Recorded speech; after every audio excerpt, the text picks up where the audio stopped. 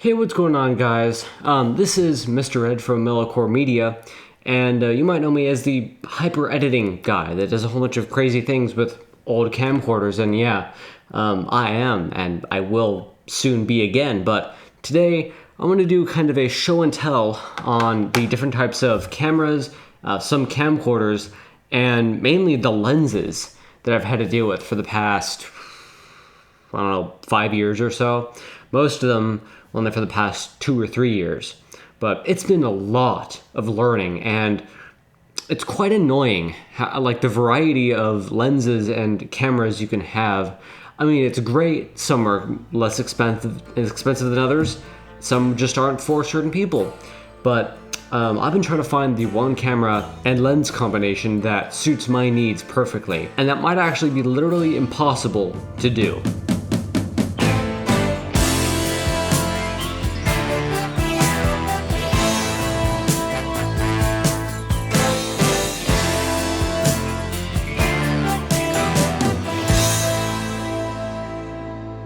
So why is this? Well, we have to start somewhere. That's probably gonna have to be my iPhone. This is an iPhone 12 Pro. I think in 2021 I got this, maybe very early 2022. I actually went without a phone for a complete year, actually a little bit more than a year, before I got this, because the Samsung Galaxy that I got broke after I dropped it 1 foot off the ground onto carpet. Don't buy those pieces of crap, please. I've dropped this several times onto concrete, and it only has a crack here, which you can't see, and of course this lens is completely blown out. Those are 2 separate drops, and from breaking the most useless lens on my phone and just barely cracking the edge of my glass here, I think this did pretty well. So why am I telling you about my frickin' iPhone? Well, this is the first 4K 60 camera I used. And this is the reason why I shoot in 4K 60 and never in anything else, if I can avoid it. The problem is, the 4K 60 video this generates is heavily compressed, and it's just generally not very good video in terms of quality.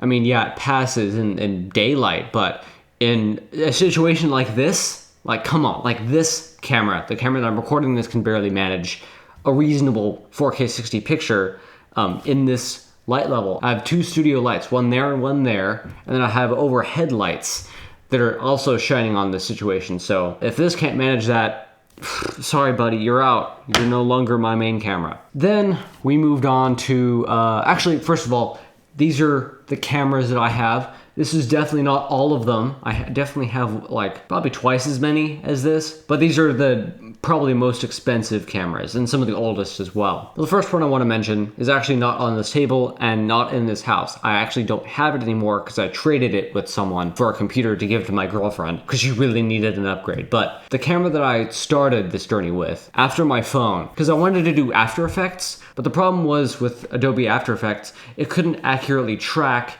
the movement of pixels on the screen because they were so blurry, you know, from my iPhone camera, that I knew I needed something better than a phone camera, just no matter what. So I acquired a Canon Vixia HF G60 camcorder, but that only shot in either 1080p 60 or 4K 30. Good thing though, both options yielded extremely good video quality, at least from what I was used to. And that camcorder came out in 2019, so yeah, that figures. It also costed $1,600 when we got it, and it's probably hovering around $1,200 nowadays. Now, the camera I'm actually recording this video with right now, what I'm looking into, is actually kind of in that same line of Canon camcorders. It's a Canon Vixia HF GX10, or maybe just Canon Vixia GX10. I don't know. It's the GX10. There's nothing else with that model number from Canon, so you can guarantee that if you search for Canon GX10, you will find this camcorder. Not that they're easy to find or cheap at all, because this is in fact the only consumer camcorder I'm aware of that can shoot in 4K 60. Now that might seem kind of ridiculous because, well, a goddamn 5-year-old phone can do this. This might even be 6 years old. This might be 6-year-old tech. Very consumer. And it can definitely do 4K 60, and it actually has 4 different sensors. 1 here and 3 here. They can all do 4K 60. But of course, the sensors were never the problem. The problem is the processing power inside the camera or camcorder. That's usually the limit to what cameras and camcorders can and can't record at. And I've since learned that the state of the industry is pretty crap. Like, making a good camera or camcorder in this modern day and age, if you're Canon or Sony, is actually pretty difficult to make it viable without making a ton of compromises. So that's why people celebrate when these things come out, even though they have things that are really crippling about them, that cripple like many aspects of them in various really dumb ways.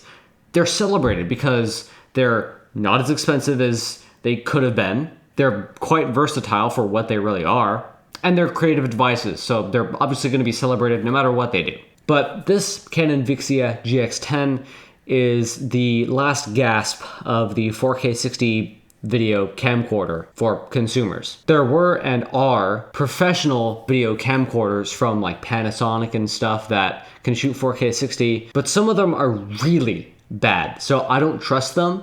And the ones that don't have any like consumery features like autofocus, like Blackmagic's cameras, and like I'm definitely not big enough to get into ARRI and stuff. Like that stuff doesn't really interest me, and it's too expensive anyway, so that's out. Plus, they probably have a lot more limitations than even this stuff does, so that's very clearly just not gonna work. Really hope this video isn't too bright. Sorry if it is. I'm not going to reshoot it. This is just going to go up as is after I edit it. So this Canon Vixia GX10 that can shoot in 4K 60 has two processors in it, and they work, I think, in tandem to process the 4K 60 video or whatever video it's shooting, and dumps it onto the SD card, just like any normal camera or camcorder. And it has a spinning fan internally. It has an intake port and an exhaust vent because, well, the processors are quite power hungry, and maybe this camera would have overheated if you recorded for a half an hour in 4K 60 mode. But since it has a fan, this is not a problem. That's precisely why I'm using it to record this video, because this is probably going to take longer than my bedtime. It's actually my bedtime right now. It's 10. I really want to be in bed by that time, but I'm making this video. And realistically, this camera will never overheat because it has a fan, because it has proper cooling, because they designed it like they did, because they designed it properly. Now let's take a look at something from Canon that is beautifully engineered, miniaturized, and completely awesome, but to me is pretty freaking useless, apart from some very niche use cases. And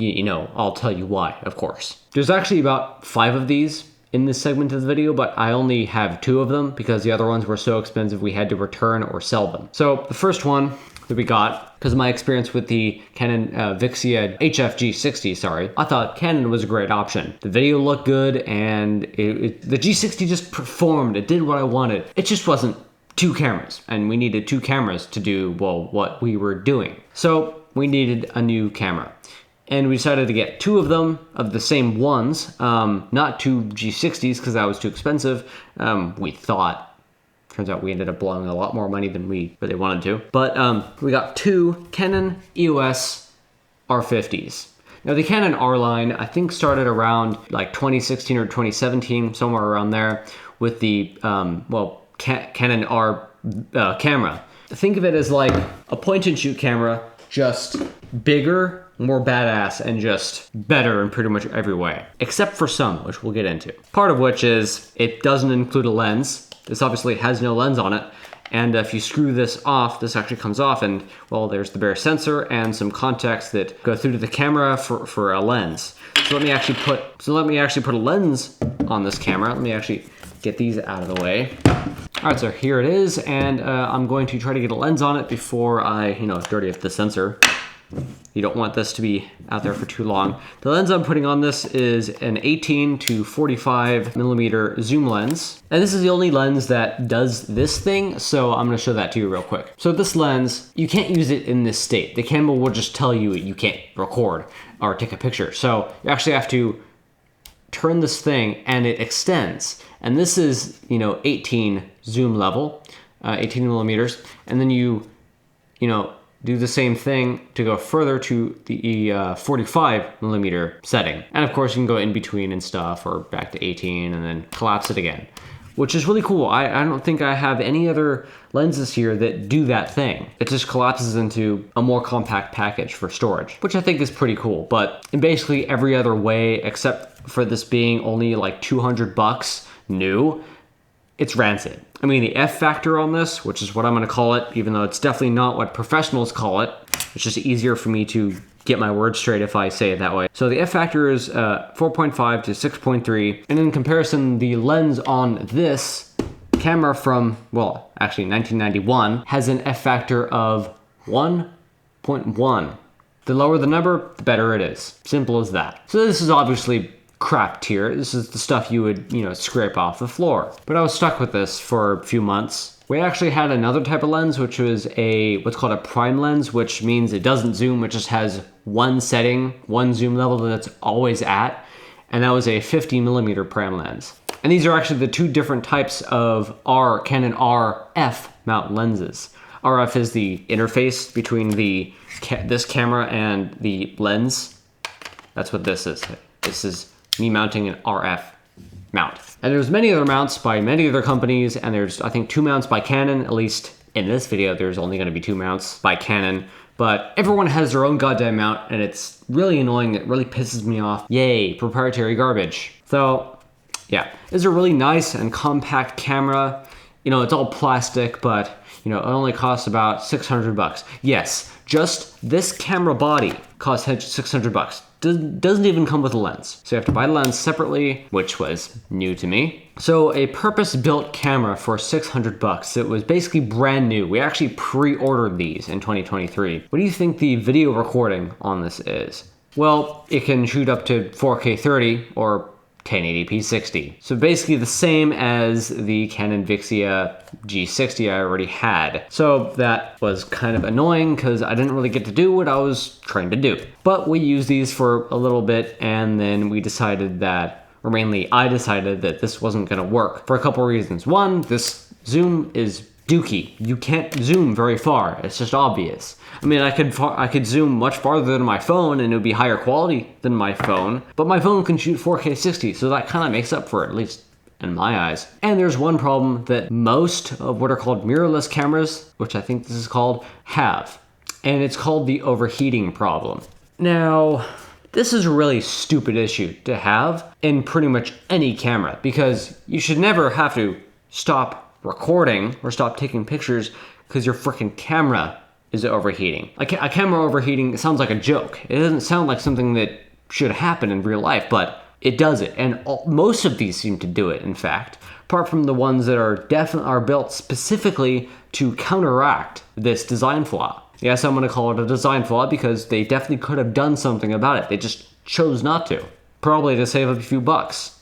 So basically, the reason why these overheat is because this camera and several other cameras we'll be looking at, as well as cameras from even other companies, do this as well, just with a different chip. This has a chip in it called the Digic X, and that's the image processor. Basically what that chip is, it is an image processor, but it's also a processor. It's a CPU. It handles the menu stuff. It handles the I/O, like the HDMI and USB and like inputs and stuff. Handles coordinating basically everything. It's an all-in-one chip for this camera. I'm not talking about the sensor. I'm talking about the processor chip, which is completely separate to the sensor that you can see here.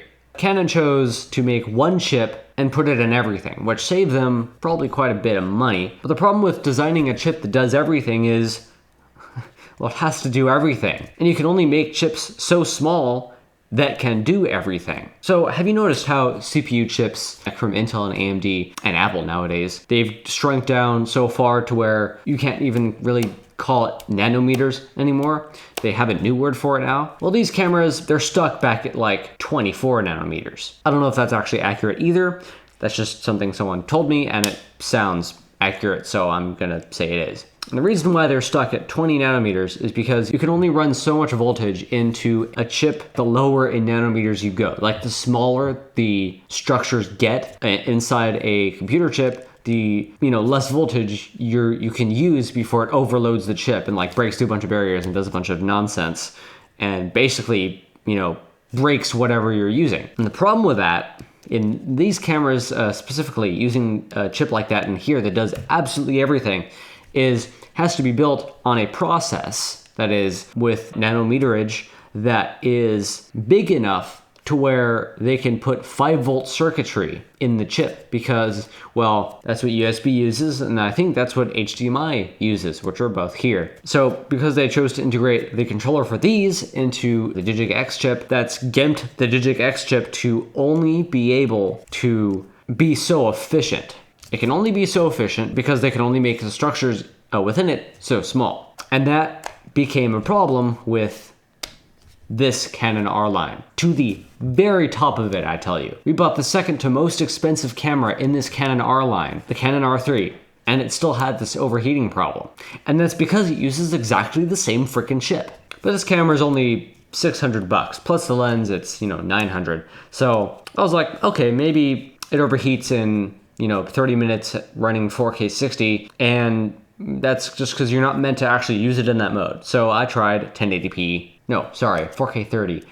So I tried 1080p 60 instead, and it still overheated in about 45 minutes this time. Now the battery barely lasts an hour, so, you'd be swapping batteries pretty soon after that anyway, but even if you swap batteries, you wouldn't be able to record for much longer after you did that because the camera would still be hot from your previous recording. So that doesn't really help much.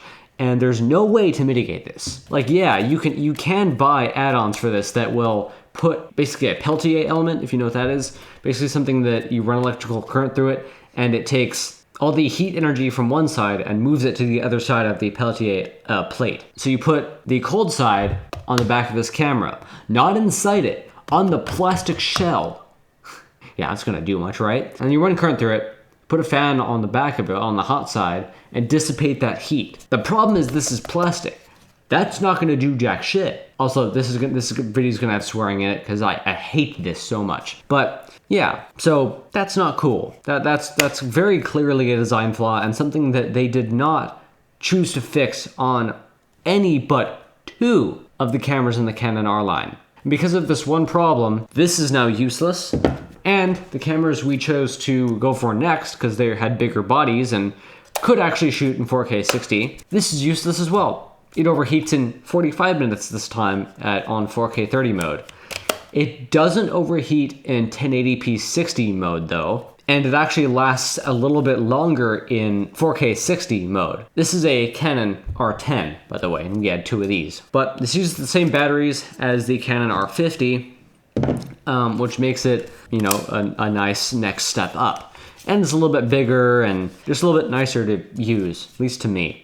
Has a few more controls and buttons, and to a photographer, this would be great. But for me as a videographer, this is not great. 1, I was still stuck with the same lens, or lenses that we had, and 2, the 4K 60 video mode is a crop video mode. So not only am I getting worse image quality from the fact that this is a pretty small sensor, all things considered, especially, going to the other cameras that we ended up getting, and the lens not being very good to begin with. The 4K 60 video mode cropping means it's actually using even less of the sensor than 4K 30 video mode. So sure, it's 4K 60, but it looks like crap. And even more than that, it zooms in the video. It pre-zooms in the video. It's pre-zoomed in. So if it's at 18, let's say it would be zoomed into effectively 28, just automatically without me even doing anything. And it still overheats after about 45 minutes doing 4K 60, which is more time than it gets on 4K 30, which is weird. Probably because it has to do less pixel bitting and stuff. But yeah, so wow, that was a disappointment. And this was more expensive than the R50s, of course, being just a better camera. It was actually $800 for just the body, no lens. But we didn't have to get lenses because we already had them. So same overheating problem, and the 4K 60 video mode is practically useless. I'm gonna put these on the floor because that's where they belong. Sure, these are great accomplishments for Canon, but for me, they're useless.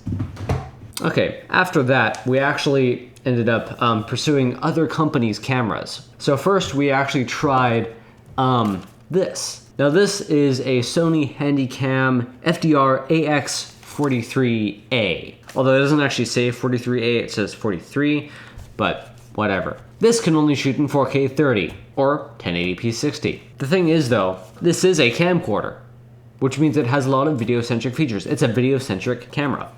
And it has 20x optical zoom. and it's pretty damn good zoom as well. And the lens is an f2.0. That's its f factor, which is pretty good, all things considered. And this has, I think, the same size sensor as the other two cameras I was using before. And it doesn't overheat, because why would it? Another problem that I had with these cameras, coming from, an iPhone and like another camcorder, is most consumer devices, they have like image stabilization, like when you're shooting video, but this one, there's no in-body image stabilization because there's just no way you could do that in here. It's just too cheap of a camera to have that feature. But also the lens doesn't have it. And the lens is the thing that is supposed to have it in these types of cameras. There is digital stabilization, and I did use that sometimes, but boy, was that a huge disaster and a mistake. It's like iPhone 4 warbling kind of video. It's awful. Never ever use that. But on this, you probably won't be able to see this, but wow, that took a while. Probably won't be able to see this, but the actual lens assembly in here, inside of this camcorder, is actually moving around in here. It's in a little pod, right in here. Yeah, it's in like a little pod here that counteracts my movements, which is how optical image stabilization works. And this is the best optical image stabilization I have seen in my entire life. This beats any other camera here or that I've ever seen. This is truly amazing. Shame it can only shoot 4K 30 or 1080p 60. Also, the colors are not very good. This seems to be a theme with Sony cameras in general, and like it's just not very accurate, at least compared to some of the other cameras I'll be showing here. And it just looks a little fuzzy. It's not, especially with foliage, this is just not good enough. Yeah, so we returned one of these and kept one of them because the optical image stabilization is just that good. And this is a $1,000 camcorder, by the way. So yeah, that's not the worst we've seen. In fact, in some aspects, this is the best camcorder out of the bunch, but it wasn't good enough, so see you later. All right, the next camcorder we dealt with was actually, crap, I can't remember what the model name was, but I know it was a Panasonic, an actual professional camcorder that shot 4K 60 video. It was like an HG 1500 or something, like HX 1500, and above it there was a HX 2000 or something, but I know it was like something 1500, and it was a professional model, and it had a fan, of course, had a ginormous battery that actually like slid in underneath the camera in the back, which is weird, but it worked. But the problem was the video looked like dookie. It actually looked so much worse than any phone video I've gotten off of this and any video I've gotten off of this. It was truly awful, and there's nothing to defend that thing. That thing was so awful in every way. I have no idea how they sell those at $2,500 a pop. Like, that's a scam. Someone rolls up in a white van and they say, hey, take a look at this camcorder, and you buy it and then you test it later at home. It's basically the white van scam. It really feels like that. It just doesn't deliver, and touting it being a professional product, I don't know what Panasonic was playing at. And apparently this is a thing that happens just in the industry. Just they sell some dookie ass cameras and then they're really good ones as well. And you have to know which is which before you buy it. So yeah, that was an awful experience. If all goes well, I'll insert some of the test footage I made. And it's the worst footage I think I've ever gotten off of anything that isn't videotape. So yeah, that was so bad.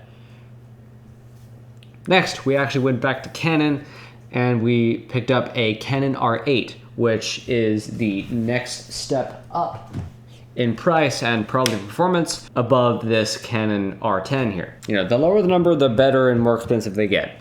This one was $1,600 for just the camera body, so twice as expensive as the R10. So we only got one of them. And this did have a full, true 4K 60 video mode, and it shot incredible quality. I still am flabbergasted on just how awesome the video quality from the Canon R8 was in 4K 60 mode. It's the best I've ever seen from any of this. And we're gonna see some cameras here that are truly legendary and have better sensors and just better everything than the Canon R8. The Canon R8 it just simply looked better. The footage was awesome. And yeah, the problem was it of course overheated in 15 minutes, generating such awesome footage. That's probably the best I can say about it. This is a Canon EOS R10 that we got because it can shoot 4K 60 and because it hopefully wouldn't have any heat issues. No, apparently this R8 also has heat issues. We really thought that this R8 was gonna do good by us. Canon. Hey Dad, noticing anything? It's doing facial recognition. No, I've been shooting for like 15 minutes and I'm like halfway done. Okay, so then you see a temperature thing going. Where were you shooting? I was moving around. Okay, so when did you notice that the temperature was going up? When I went into the second place I was shooting in. Well, we all would also need more batteries because this barely even lasted. This is a fully charged battery and it barely lasts 30 minutes. I don't know. I think we're kind of out of cameras. Well, then we need to get the GX10. We're not going to get the GX10. We need something different. Oh, then we'll get a Panasonic Lumix camera. That was not supposed to not overheat. Okay. Ooh, it's about to shut off. So that was instantly out, but we got introduced to one of the lenses that we're going to be looking at, which I don't know where the hell it is. Alrighty, here it is. This is a $1,000 lens. I'm not kidding. This is actually on the cheaper side, believe it or not. You know, the other lenses costed, you know, $200 to $300. This lens costs a freaking grand, and most of Canon's lenses, they cost way more than that. It's not rare to see a lens cost $15,000, and most of the lenses cost, you know, over $2,000. So that's what we're working with here. This is a Canon RF mount 24 to 105 zoom lens, the f4 variety. They make an f4 to 6.3 version of this, I believe, that doesn't have the red ring. The red ring means expensive. It means this is the good one. Yeah, this is a quite good lens. Has video stabilization. If you shake it, you can feel it wobbling around in there. And we got this specifically for use with the Canon R8. But I think this was so good that we ended up keeping it, although the 24 to 105 zoom is going to come up later as a deficit. But this does not have a range of f factor. This is just f4, which means as you zoom, the light dynamic does not change at all. It stays at what you set it at. So that's pretty good. And that's the only reason why I really use this lens. So yeah, the R8 was out, but we have a new lens now. So what's the next step? Well, after that horrible experience, that's actually when we tried to put the little fan attachment with the Peltier element on the back of it to see if that would help. Only gave us around 3 minutes of extra recording time. So it went from 15 minutes, which was extra useless, to 18 minutes, which was just as useless. And you might ask, why would I need such long recording times for 4K 60? Well, you're kind of watching the 4K 60 content that I wanted to create. That's right. This is what I'd be doing with that. And that's why it's useless. I've been shooting for, it says 9 hours, but I know that's not true. Maybe 52 minutes. No, I think I've been shooting for like 40 minutes or so. So after that, I kind of boycotted Canon for a little bit because I was so mad at them for producing such useless cameras. And like, why am I even going on a shopping spree of like picture cameras? Like, these cameras are very obviously meant to, take a picture with. You're not meant to record video on them. The problem is, video is a marketable feature of this, and it has a record button on it. And any button on these cameras, I assume, is a feature that is useful and is not going to annoy the hell out of me. Unfortunately, this annoys the hell out of me, and it's basically useless. So, great. Because they're picture cameras, why am I even trying to use them for video? Well, it's because camcorders don't freaking exist anymore. They just stopped iterating the camcorders. Like, of course, they're making new models of them. This is, the Sony camcorder that I showed off before. This is the new model. This came out in like 2022, 2023, like not long before we bought it. But the footage that comes from this, again, can only be 4K 30 or 1080p 60. And that seems to be what all camcorders are stuck at, except the GX10, of course. Like, sure, there's some that can record 4K 60, but they're up in the like $4,000 or $5,000 range. So a little outside of our budget for now, but boy did we have a doozy waiting for us. So that's why, because there's no camcorders anymore. So you kind of have to use what is being made nowadays, and that's these types of cameras, picture cameras that can also record video. They're dual purpose. The problem is video always seems to be an afterthought. So I boycotted Canon for a bit, and we went on a shopping spree to a different company, Sony again, because I was actually quite impressed with this camcorder. So I got a Sony Alpha A7S, I think it was A7S, I don't know. All I know it was an A7 Mark IV, and lenses were not available for it in our price range that could do more zoom than 24 to 105. It overheated in an hour, plus it could only do 4K 60 in crop mode, which made it practically useless. And also the color was really funky. It wouldn't render reds accurately at all, and other colors were just bizarre, and I wasn't gonna fix that in post. So it was gonna be out just for that. After that, I didn't find anything else wrong with it because I didn't have it long enough to do so. So we returned that. So after that, I was still mad at Canon, so we decided to take a look at the next company we had on our list, which was Panasonic, or Lumix in this case. This is a Panasonic Lumix S5 Mark II. This is the best camera I have ever used in my life. The best feeling, anyway. It just feels incredible. Feels like you're holding a brick that shoots excellent quality video. And this was about $1,600, and it actually has a bigger sensor than everything that we've seen so far. That thing's huge. I don't know if this is that magnesium alloy, but it definitely doesn't feel like plastic. This feels like an actual professional product that was meant to be used by serious people. Everything about it just screams serious and not a toy. This is the best feeling camera I've used in my entire life. Oh, and why did we pick this specific camera? Well, it's because it's one of the only cameras that we found that can shoot 4K 60 without overheating, because it has a fan. That's right, this camera, this picture camera, has a fan in it. And there's really no way you'd need that unless you were shooting video for a long time, which is of course exactly what we were gonna do with it. So of course, yeah, we're gonna try this out.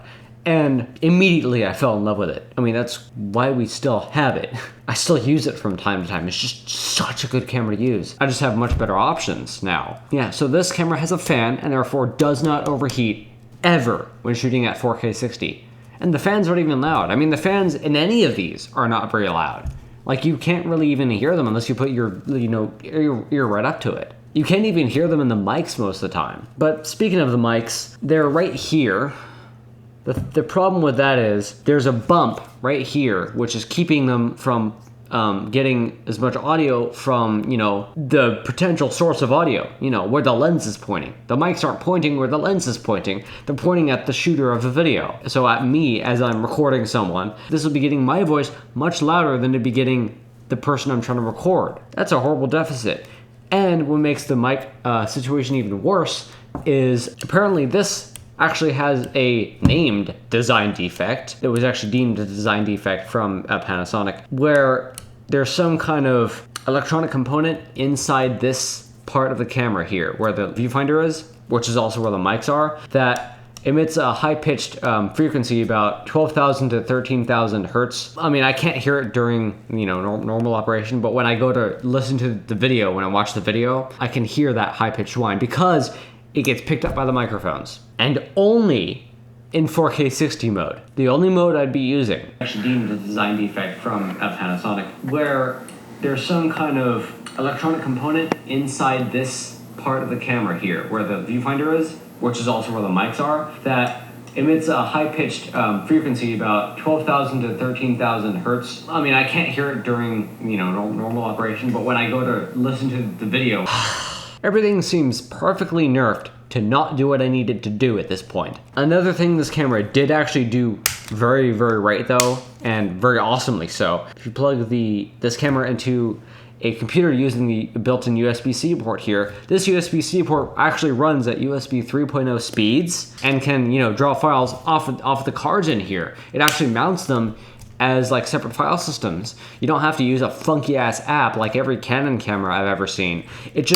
It acts as a card reader itself. The camera is a card reader. If you plug it into a computer, these mount. It's a direct access medium, and that's awesome. And pretty much all cameras should be required to have this by law. It seems really stupid that a lot of these cameras don't have that functionality, but this does. They did this correctly. Another problem with this camera is the lens selection isn't too great. Like, yeah, there's great glass in these lenses, as in their f factors are pretty good. This is a 14 to 28 millimeter zoom lens. Actually, this is an f4 to 5.6. That's worse than I thought it was. I thought all of the lenses I had for this were just f4 all the way through, but no, this is an f4 to 5.6, which isn't the worst, but this is basically a fisheye lens. And the only reason I have this is because in 4K 60 video mode, it's cropped. Again, the only mode I'd be using, and it's gimped. And because of that, it's of course zoomed in too far when using a lens like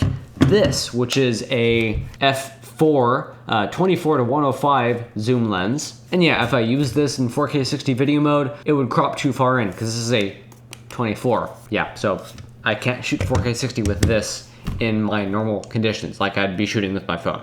So that wasn't gonna work. So I had to get this lens. Both of these lenses were about, you know, 800 to $1,000 each. And the camera costs $1,600, of course. It can shoot in 6K. What do you expect? Yeah, it could shoot in 6K. 6K 30, but 6K, which is, I believe, the full resolution of the sensor. So that's pretty cool. And the batteries, they're kind of funky shaped. It's not like a box. It's like a combination between a tube and a box. It has two different contact situations here. And these batteries last about an hour and a half in here, which is actually pretty damn good. It's way better than I was expecting. But yeah, because of all the crippling issues this has, for my particular use case, gimping 4K 60 video mode and the lens situation, I had to stop using this because, well, simply just wasn't good enough. It wasn't doing what I wanted it to, so I kept it around because I like it so much. I love this camera, but I can't use it for what I wanted to use it for. So it just kind of sits in a corner or right now on the floor, simulating a floor of shame. So after that, we decided to go for a Canon again. And that's what this is. This is a Canon EOS R6 Mark II. This actually has a small lens on it. This doesn't come up until way later in the story, so I'm going to put it away and instead put the lens that we actually... Why is there a hair in here? That's awful. That's terrible. Oh, there was a hair in the sensor area. That's... Never seen that before. Oh my god, I need to be more careful. Anyway, like I said, this is the Canon EOS R6 Mark II, which is, again, one step above the R8. It's a bigger and much more expensive camera. And yeah, more expensive is not an understatement. This costed about $3,000. Maybe $2,400? No, I think it was around $3,000 just for the camera body. And you know, this has a pretty big sensor. You can't see it because there's a curtain hiding it, but which is actually a good thing because there was a hair in there. But this is about the same size sensor as the Panasonic Lumix. However, this can't shoot at 6K, but I can shoot in 4K 60, which is exactly what I needed. The problem is, it overheats in 45 minutes. It is just about not good enough for what I do, because I'm very keen on recording longer than that. What happens when these cameras overheat? Well, they just save the recording and shut off. And you might notice there's a cable hanging off of this. That's because there's a thing in here, which I'm not gonna use the cathode ray dude term because that's inappropriate. I know I swear on this episode, but I still kind of don't want to say that. This is a battery-shaped thing that fits inside the battery compartment. This actually uses a new type of battery unknown to the Canon R8 and the other cameras that I showed off so far. And this is required for shooting, you know, long times with this camera, even though it really can't do that. We actually got this after we moved on from this, but this is required for shooting longer because the batteries only last about an hour. Canon R6 Mark II shoots awesome video, not quite as good as the R8 did for some reason, but awesome video. And then we enter the next lens in the saga. This is probably the lens I've shot the most video with out of everything here. Maybe apart from my phone though. This is a Canon 24 to 240 f4 to 6.3 zoom lens. RF, of course. This is a gargantuan lens. This lens is comically huge. Not as comically huge as some of the other ones I'll show off later in this video. But, you know, if you zoom in all the way, you zoom out a little bit, it will actually itself go back down because of just the gravity of how... This lens is dirty, by the way. Just because of the gravity of how heavy the lens elements are in there. It's insane. And if you don't lock it and you like hold it down, it'll like zoom in a little bit because the lens elements in there are so heavy. So you have to lock it and then it won't do that. And this is also a fantastically heavy lens. It only costs like $800, and for the longest time, I thought that 24 to 240 was the best I was going to get for a general purpose lens that I would use. Because this has optical image stabilization built into the lens, it has, you know, controls on it, or a control on it, and it zooms decently far. This is effectively only a 10x zoom, and this 24 to 105, which I could also use with this camera, is only about a 5x zoom. If that, it's more like 4.1x, but anyway, not awful. And this kind of gave me a little bit more faith in Canon. But this camera was $3,000, and yeah, it overheated in 45 minutes. So that was not good enough. Also, I would have tried to switch over to the 1080p 60 option, like when the camera's overheating, but I still need to record, like I don't have an option, but the camera's about to overheat, and I can switch to the, you know, 1080p 60 option, because this actually won't ever overheat on 1080p 60. Problem with that is the 1080p 60 video from this camera is awful. I will not ever use it. It's just awful. I might as well record with my phone if I do that. So no, that's not gonna work. 45 minutes, not long enough. Otherwise, great camera. Actually, I'm gonna need this lens again, so I'm gonna have to take this off. We did keep that R6 around because I do use it now and then, and it pisses me off now and then if you've seen my outtakes on the iRed Redux channel.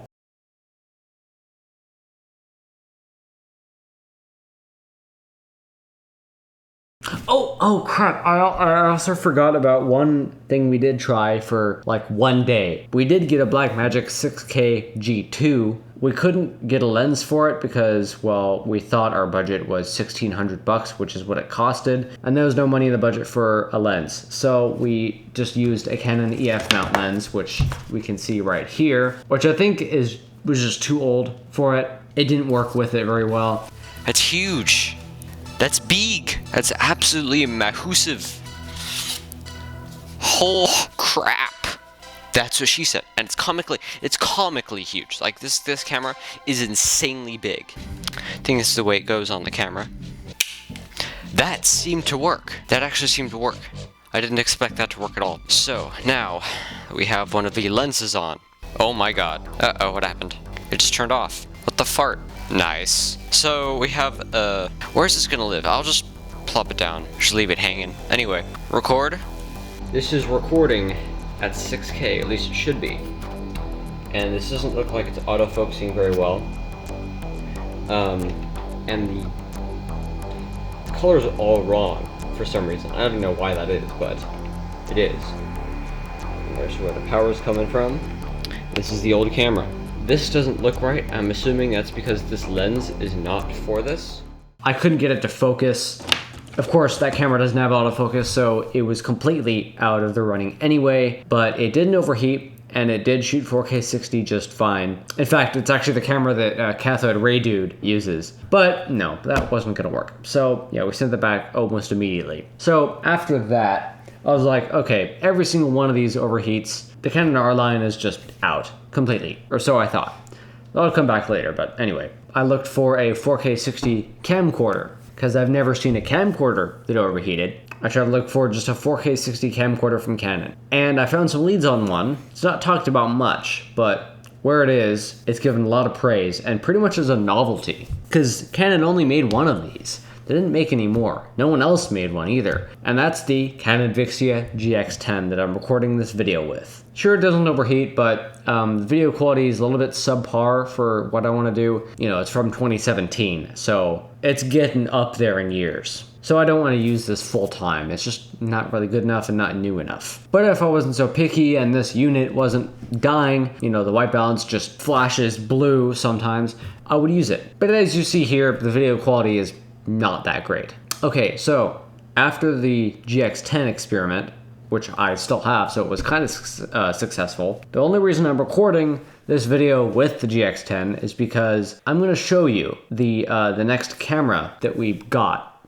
It's a $3,500 camera. It's technically a cinema camera. Or technically not, depending on how specific you want to be on the term. Canon calls it a cinema camera. That's because it actually has a dual booted operating system. It has two different OSs. you boot into for photo mode and video mode, which is part of the reason why it's so great for what I do. And it has a fan. That's right. It's basically like the Lumix here.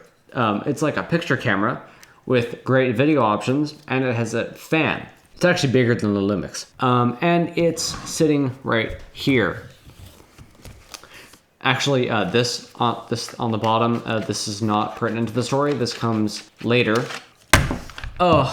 This is the Canon EOS R5C. This is the best camera I've ever used in my entire life, period. It just does the most of the things out of everything I've ever used that I need it to. Actually, this is not part of the actual camera. For one, it has a fan, and actually it's right here. The intake is on this side, and the exhaust is on this side. And it's a pretty quiet fan.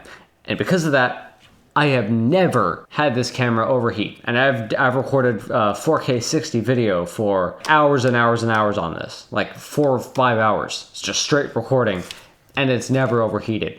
No matter what video mode I used. And what may surprise you is this camera actually has an 8K sensor in it. And this can actually record at 8K 60. I'm not kidding. No, I'm not gonna render this video in 8K, but I'll provide some 8K sample footage if I remember to in the description. Probably through Google Drive or something. I'll probably have to make a whole new Google Drive account just for that. This camera will only shoot 8K if it's in RAW format. And even the super power card I have in here, which isn't even an SD card, it's actually a thing called Compact Flash Express, or CF Express. That's what this card is.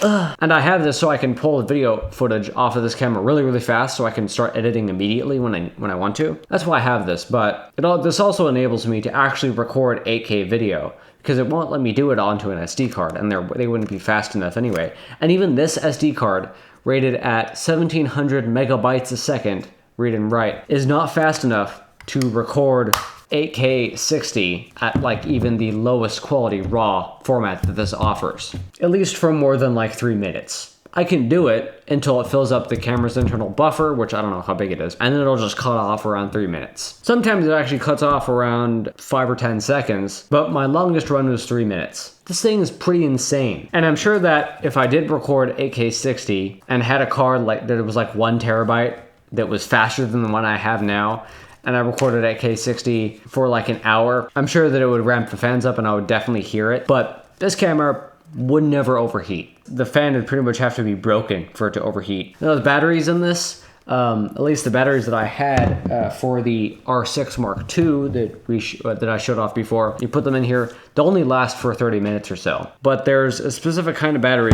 called, they're in here.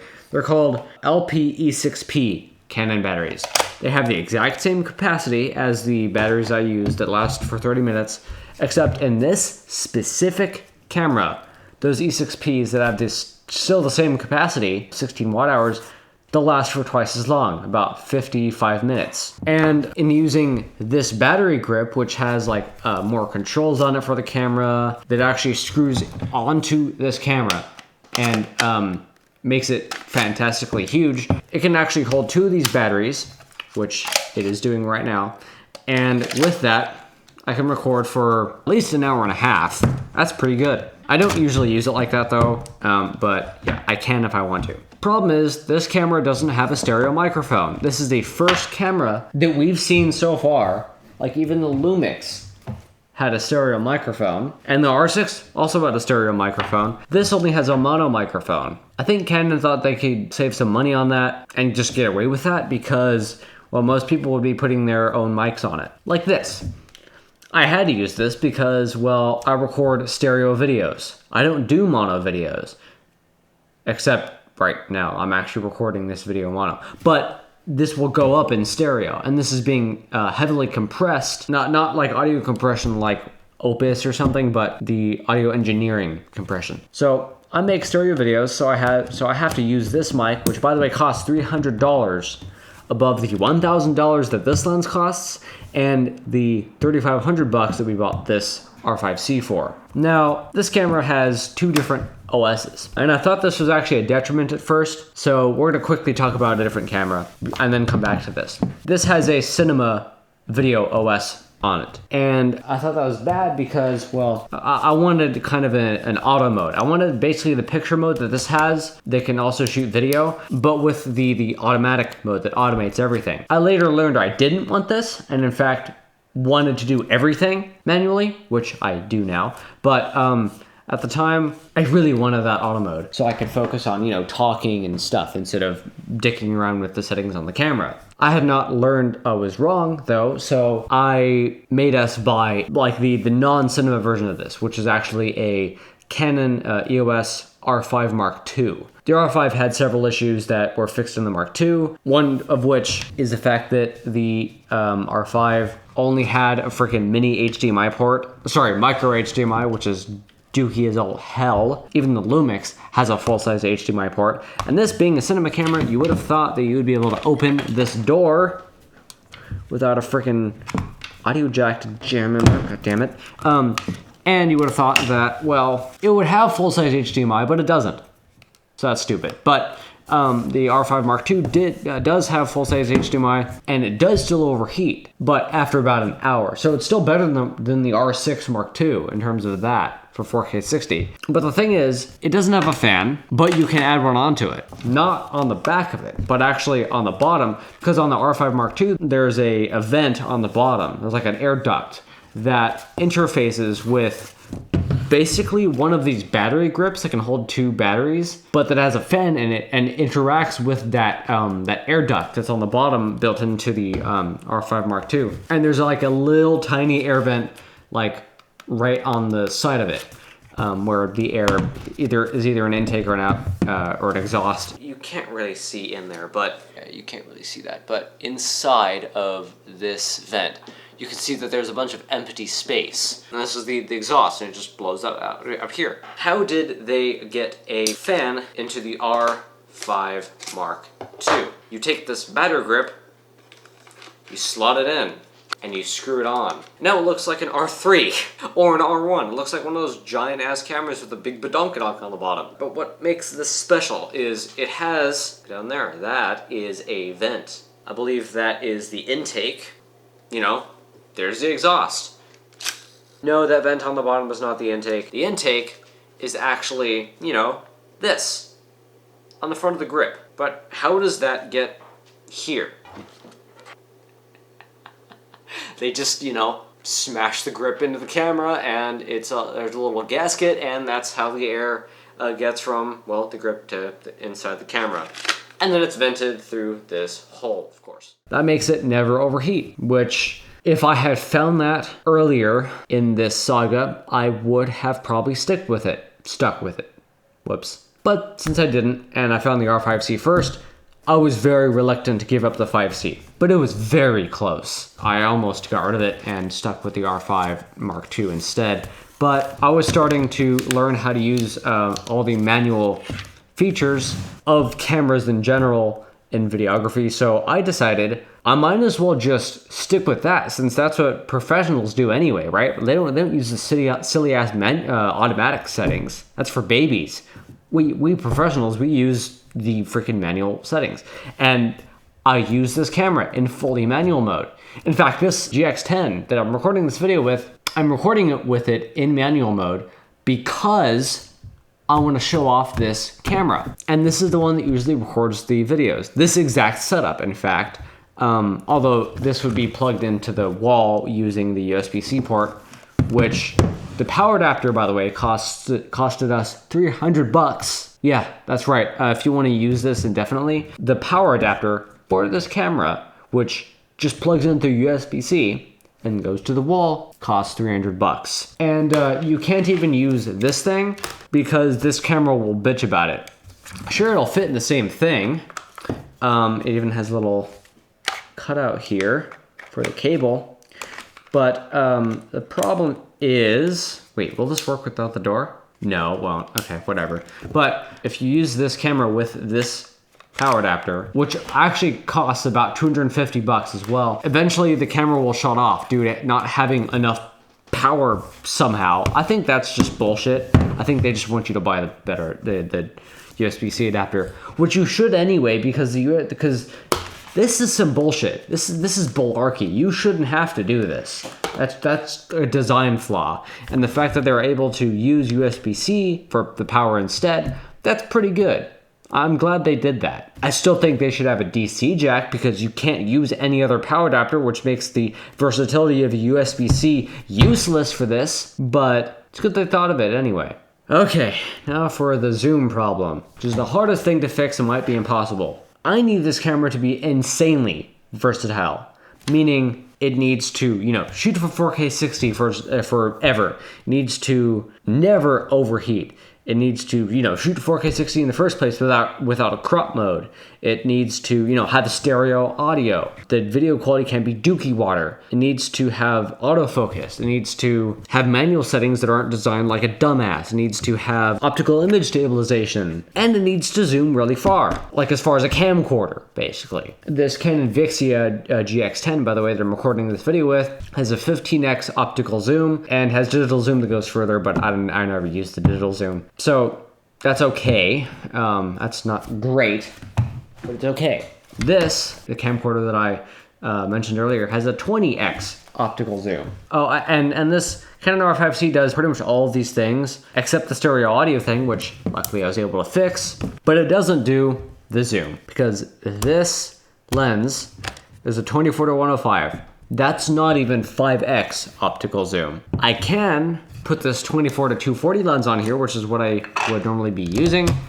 However, that's only a 10x optical zoom. And for the longest time, that is actually what I thought the maximum was. So I was stuck with that. But another problem with these lenses, both of these actually, is they can't focus closer than like a foot or two. So I can't do macro shots. And I was very used to doing macro shots even with these. Like doing close-ups of stuff in my videos is something I do like a lot. If I can't do that, I might as well just not make the videos at all. So yeah, I needed to fix this. So I needed a lens that could zoom far, could work with these cameras, and could focus to do macro shots. And I found one. It's this. Now, this is definitely a smaller lens. Like you can just see, it's smaller. And that's because you can actually use it like in the same way as the 18-45 lens that we started with. It's basically the same thing. It's just, a longer zoom. It's probably actually just meant for the, the R50 and the R10 and even the R100, which is a version of this that came out later that's even cheaper. But the reason why I got this is because you can actually put it on the EOS R6 and on the EOS R5C. That looks really stupid because this is a gargantuan ass camera that's made for gargantuan ass lenses, and you're putting a lens on here that actually is designed for a sensor this small. And the sensor in this camera is definitely not the same size. It's definitely about twice as big, maybe even bigger in total. So this is not actually covering the whole surface area. This is a crop lens. You know how I was talking about crop modes on like the Panasonic Lumix here? Well, this is a lens that has that effect, not the camera itself. So I actually have to put the camera into the crop mode myself, which luckily this camera does let me do. And it still looks amazing. The footage is still pretty good. So this is what I've actually been doing macro shots with, and it works decently well. The footage is worse than it could have been, but it works. Works for me, and it's good enough for me. So that's what I've been doing. But we're not done here, because we still have the same zoom problem. Because this, sure, it zooms from 18, because it's a crop sensor, it's already zoomed in a little bit, so it has to be a wider start area.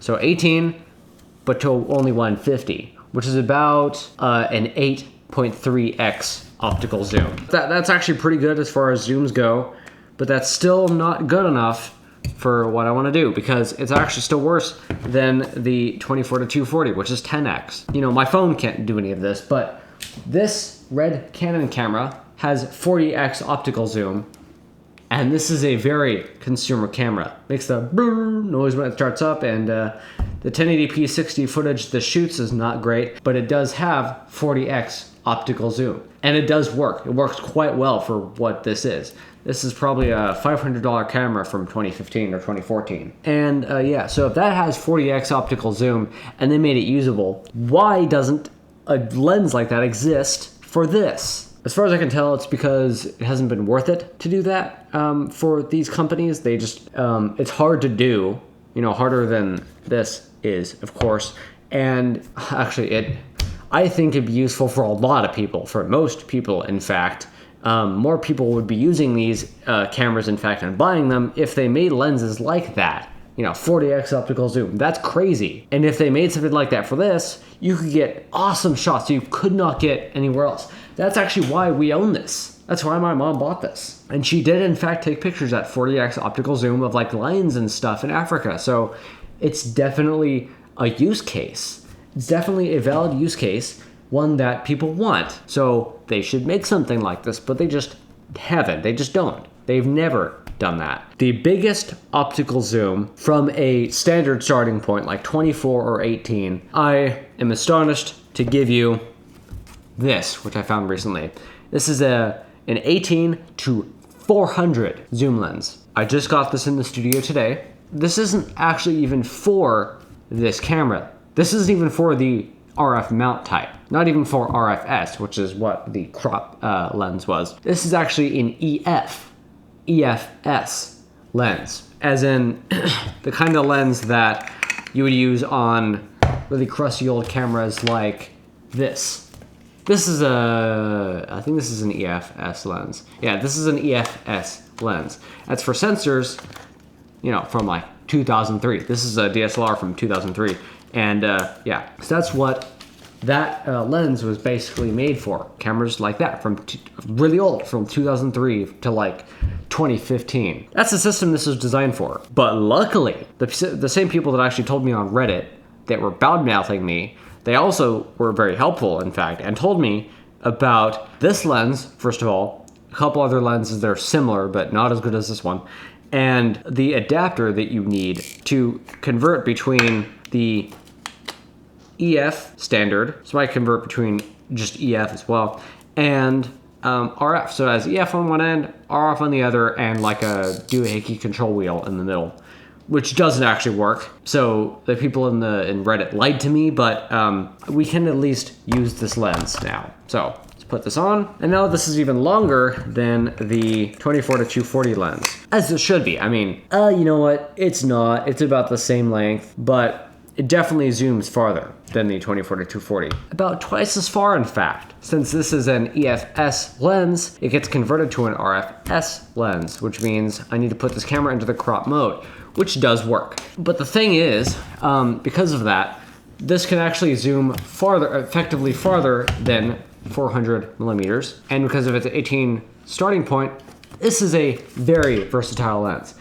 This thing is really heavy now, but if I turn on the camera here, something that one of the guys on Reddit warned me about is the autofocus on this lens is kind of fucked, aka just not good. It does work, but not well. It's clearly a design flaw.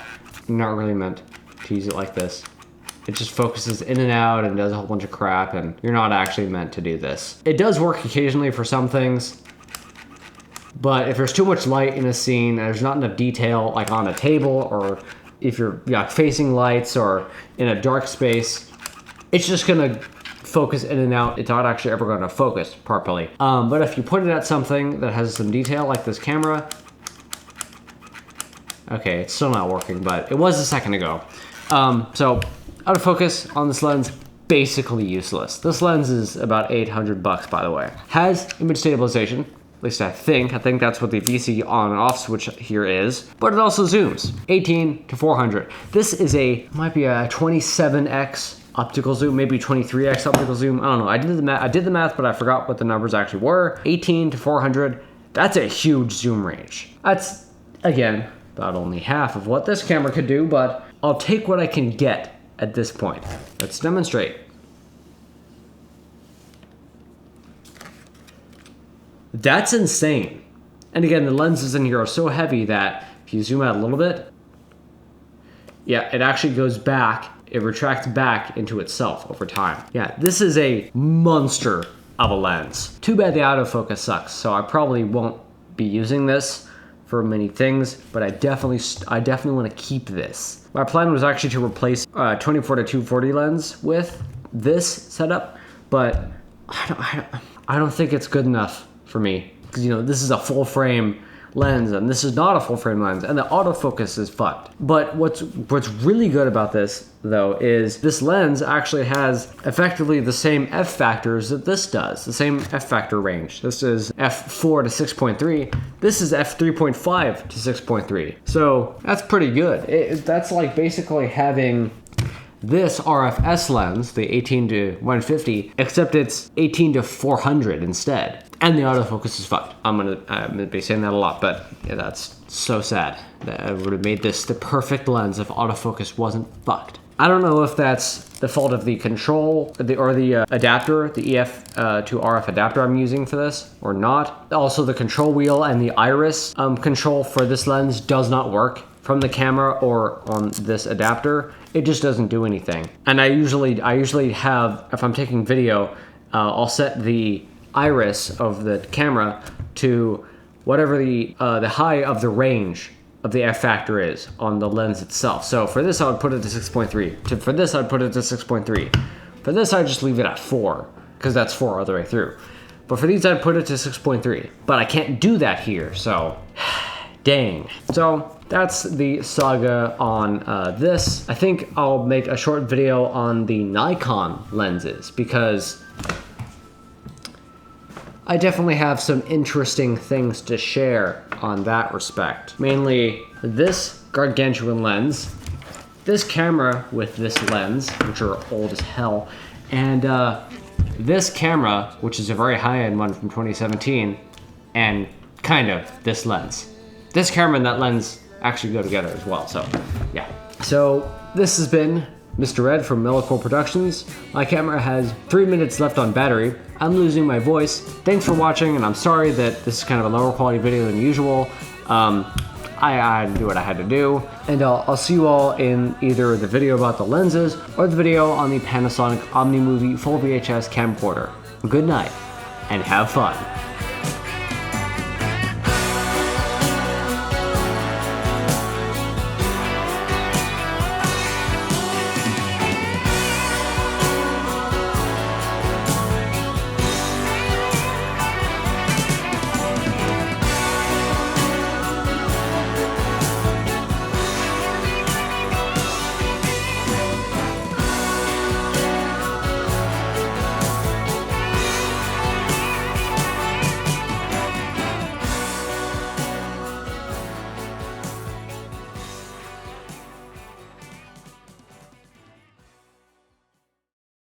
You're not going to keep the audio from that camera. Why? Well, because I cut the biggest part in the world and when I just started buzzing out. Going someplace? What? But I did it right on the camera so you can get it. What the hell? Am I gonna have to keep that in now? I'm sorry, guys.